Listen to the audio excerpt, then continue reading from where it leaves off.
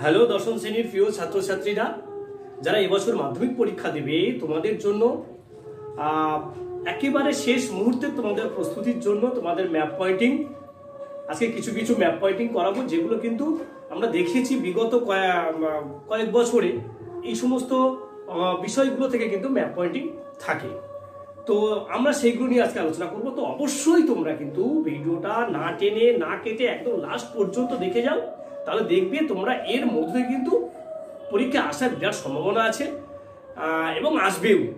তো তোমরা লাস্ট পর্যন্ত একবার দেখে যাবে ভিডিওটা। আর সত্যি যদি ভিডিওটা তোমাদের ভালো লাগে একদম তোমরা একটা লাইক করে দিও, তোমরা একটা কমেন্টস দিও অবশ্যই ভিডিও কেমন হচ্ছে, অবশ্যই কমেন্টস করো, আর সেই সময় কিন্তু শেয়ার করে দিও। আর যারা নতুন ভিডিওটা দেখছো অবশ্যই সাবস্ক্রাইব করে নাও চ্যানেলটা, এবং চ্যানেল সাবস্ক্রাইব করার পরে তোমরা নোটিফিকেশনটা অন করে নাও, যাতে নতুন নতুন ক্লাস ভিডিওগুলো তোমরা খুব তাড়াতাড়ি পেয়ে যাও। তো চলো আজকে আমরা দেখে নেব যে আমাদের যে আমরা তো এর আগে বিভিন্ন ম্যাপ পয়েন্টিং বিষয় ভিত্তিক আলোচনা করেছি। তো আজকে কিন্তু আমরা আরো কয়েকটা গুরুত্বপূর্ণ আমরা ম্যাপ পয়েন্টিং এর কথা বলবো, যে ম্যাপ পয়েন্টিং গুলো কিন্তু পরীক্ষায় আসার সম্ভাবনা আছে, এর মধ্যে থেকে আসার সম্ভাবনা আছে। তো সেইগুলো আজকে আমরা একটুখানি দেখবো। দেখো, আর সেই সঙ্গে সঙ্গে তোমরা অবশ্যই পেন্সিল, রাবার এবং খাতা নিয়ে বসে পড়ো, এবং সঙ্গে তোমাদের যেন অবশ্যই একটা আউটলাইন ম্যাপ থাকে। তো চলো আজকে দেখে নিই তাহলে যেগুলো যেগুলো পরীক্ষাতে আসে এর মধ্যে থেকে। যেমন দেখো, প্রথমে আমরা একটা যদি বলি সুন্দরবন, এটা ম্যাপ পয়েন্টিং করতে বলতে পারে। সুন্দরবনটা একদম এই খাস কাটা অংশটা একদম পরিষ্কার জল করছে, এই অংশটা কিন্তু ঠিক এখান থেকে এরকম করে দিয়ে এইটা কিন্তু তোমার দেখিয়ে দেবে, এইটা কিন্তু সুন্দরবন। এইটা হচ্ছে কি সুন্দরবন। এটা কিন্তু পরীক্ষায় আসে। তো তোমরা খুব ভালোভাবে দেখে যাবে, এই যে খাঁজ কাটা অংশ, যে দ্বীপ যে অংশটা, এটা তোমরা গোল করে ঘুরিয়ে দেখিয়ে দেবে, এটা কিন্তু সুন্দরবন। আর কি আসতে পারে বলতে পারে, ভারতের মানে মূল ভূখণ্ডের দক্ষিণতম অংশ কোনটা? ঠিক এই একদম এইখানটায় দেখবে, এইখানটায় এই যে আছে, আমি তীর চিহ্ন দিয়ে তোমাদের আমি লিখে দিচ্ছি, এইটা হচ্ছে কিন্তু কুমারিকা অন্তরীপ। কুমারিকা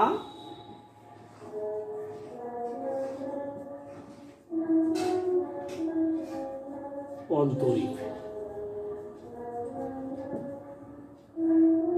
এই হচ্ছে কিন্তু কুমারিকা অন্তরীপ, একদম লাস্ট কুমারিকা অন্তরীপ। বা এটাকে আমরা অনেক সময় বলে কি কন্যাকুমারিকা। তাহলে এই হচ্ছে কিন্তু সেই কুমারিকা অন্তরীপ। আর কি আসতে পারে দেখো, আরো একটা আসতে পারে যে ভারতের দক্ষিণতম বিন্দু। ভারতের দক্ষিণতম যদি বিন্দু পড়ে, তাহলে আমরা কি জানবো যে আন্দামান নিকোবর দ্বীপপুঞ্জ। এই যে আন্দামান নিকোবর দ্বীপপুঞ্জের একেবারে শেষ অংশ, এই যে এইটা একেবারে নিচের এই শেষ অংশটা, এইটা হচ্ছে কিন্তু, এটাকে কি বলবো আমরা? ইন্দিরা পয়েন্ট। কি বলবো এটাকে? ইন্দিরা পয়েন্ট। তাহলে ইন্দিরা পয়েন্ট, ইন্দিরা পয়েন্ট একদম এই অংশটা। তাহলে দেখো, এটা হচ্ছে, তাহলে আমি কি বললাম, তাহলে এইটা হচ্ছে কিন্তু ইন্দিরা পয়েন্ট। ইন্দিরা পয়েন্ট, এইটা আমি লিখে দিলাম তীর চিহ্ন দিয়ে, এইটা হচ্ছে কিন্তু ইন্দিরা পয়েন্ট। এটা কিন্তু আমরা বিভিন্ন সময় দেখেছি, বিভিন্ন বছরে মাধ্যমিক পরীক্ষায় কিন্তু এটা এসেছে। আর কি কি আসতে পারে? আর যেমন আসতে পারে ভারতের থর মরুভূমি। যদি শুধু ভারতের থর মরুভূমি বলে, ঠিক এই যে অংশটা বেরিয়ে আছে, এই অংশটা দেখো, এই যে রাজস্থানের যে অংশটা ঠিক বেরিয়ে আছে, যদি শুধু থর মরুভূমি বলে, তাহলে আমরা কিন্তু শুধু এইটা বলবো যে ভারতের এইটা হচ্ছে কিন্তু থর মরুভূমি। ভারতের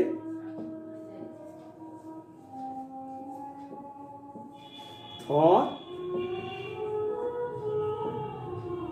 মরুভূমি।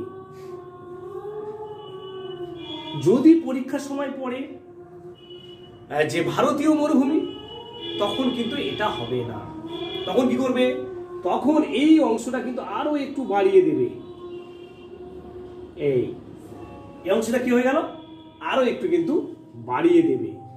এইটা হয়ে গেল, তাহলে এইটা আর এইটা মানে এই দুটো মিলে হয়ে গেল কি, এই দুটো মিলে হয়ে গেল ভারতীয় মরুভূমি।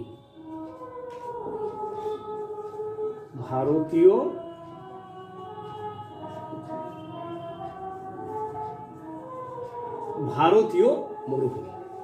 তাহলে এই অংশটা এই অংশ আর এই অংশ নিয়ে, দুটো অংশ নিয়ে হয়ে গেল কিন্তু ভারতীয় মরুভূমি। আরো কিছু কিছু এখানে থাকে, যেমন কি পক প্রণালী। পক প্রণালীটা কোথায় আমরা জানি কি, এই যে অংশটাই, ঠিক এই অংশের এইখান থেকে এই নিচের দিকে কে আছে, আমরা এখান থেকে শ্রীলঙ্কা আছে, কি আছে, শ্রীলঙ্কা আছে। ঠিক শ্রীলঙ্কার এই যে ভারতবর্ষের এই অংশের ঠিক এইখানটায় হচ্ছে কিন্তু, এইটা হচ্ছে কিন্তু পক প্রণালী। পক প্রণালী এই যে এইটা থেকে এইটাকে কিন্তু, এই পক প্রণালী কিন্তু এই ভারত থেকে শ্রীলঙ্কাকে আলাদা করছে এখানে, এই যে পক প্রণালী। আর হচ্ছে কি, আরো একটা যেমন পরীক্ষার সময় তোমাদের থাকতে পারে যে 10 ডিগ্রি চ্যানেল বা 10 ডিগ্রি চ্যানেল, সেটা কোথায়, ঠিক দেখবো আমরা এরকম জায়গায় কিন্তু 12 ডিগ্রি চ্যানেলটা আছে, কিন্তু মানে 12 ডিগ্রি ঠিক এরকম জায়গায় আছে, আর 10 ডিগ্রি চ্যানেলটা কিন্তু এখানে। এটা হচ্ছে 10 ডিগ্রি চ্যানেল, এই অংশটা ঠিক এর দিকে হচ্ছে আন্দামান আর নিকোবর দ্বীপপুঞ্জ, ঠিক মাঝখান থেকে চলে গেছে কিন্তু 10 ডিগ্রি চ্যানেল। আর কি আছে এখানে, ভারতের উল্লেখযোগ্য আগ্নেয়গিরি, যেমন একটা হচ্ছে কি নারকন্দাম আর একটা হচ্ছে ব্যারেন। এটাও কিন্তু কখনো কখনো পরীক্ষার সময় দিতে পারে। তো দেখো ঠিক এই জায়গাটায় আমরা দেখতে পাচ্ছি, এইখানটায় হচ্ছে কিন্তু নারকন্দাম, এইটা হচ্ছে কিন্তু নারকন্দাম আগ্নেয়গিরি।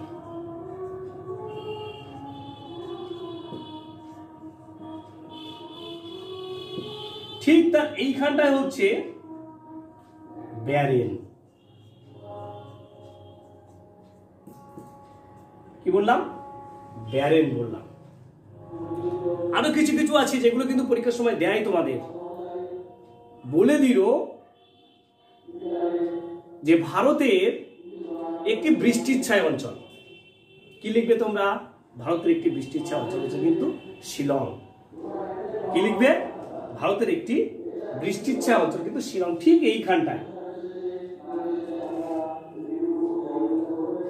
এই হচ্ছে কিন্তু শিলং। শিলং ভারতের একটি বৃষ্টিচ্ছায় অঞ্চল।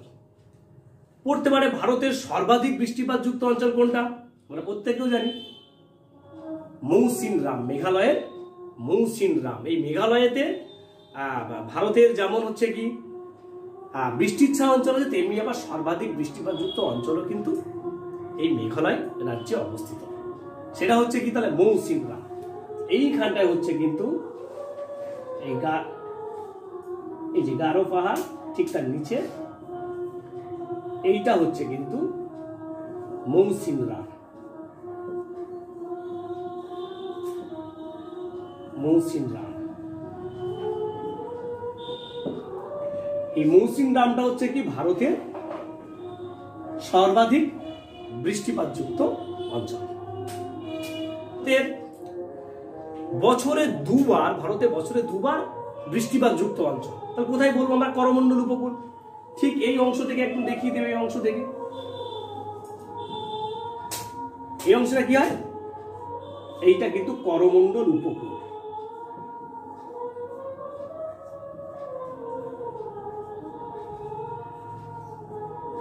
উপকূল এটা কি বছরে দুবার এখানে কিন্তু বৃষ্টিপাত হয়, অর্থাৎ বছরে দুবার বৃষ্টিপাত যুক্ত অঞ্চল হচ্ছে কিন্তু করমণ্ডল উপকূল।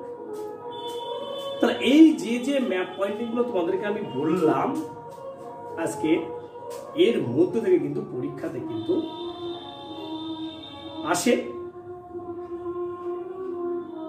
তো আর একটা যদি আমরা বলি এখানে কচ্ছেদন, আমি আগের ম্যাপে করে দিয়েছি এটা, যে কচ্ছেদন, তবু আমি এখানে একবার করে দিচ্ছি। দেখো এই যে কচ্ছেদন ঠিক এইখানটায়, এই হচ্ছে কিন্তু কচ্ছেদন।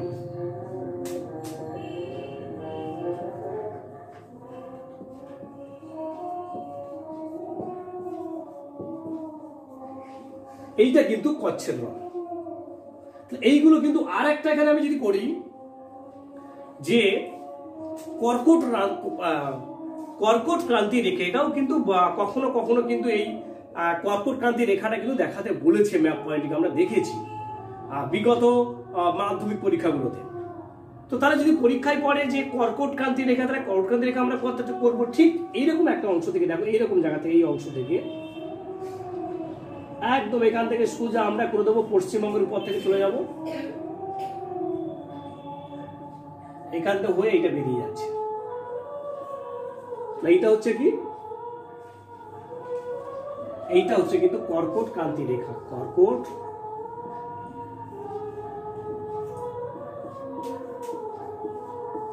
ক্রান্তি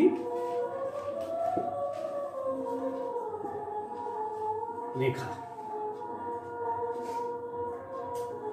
তাহলে আশা করছি ভিডিওটা তোমাদের অবশ্যই খুব ভালো লেগেছে, এবং তোমরা যে ম্যাপগুলো বললো, আমি কিন্তু আজকে গুরুত্বপূর্ণ ম্যাপগুলো কিন্তু ম্যাপ পয়েন্টিং গুলো কিন্তু বললাম, এগুলো তোমরা অবশ্যই করে নিও। আর যখন করবে অবশ্যই তোমরা সামনে ম্যাপ রাখবে, দেখে দেখে তোমরা খুব সুন্দরভাবে করে নিতে পারবে।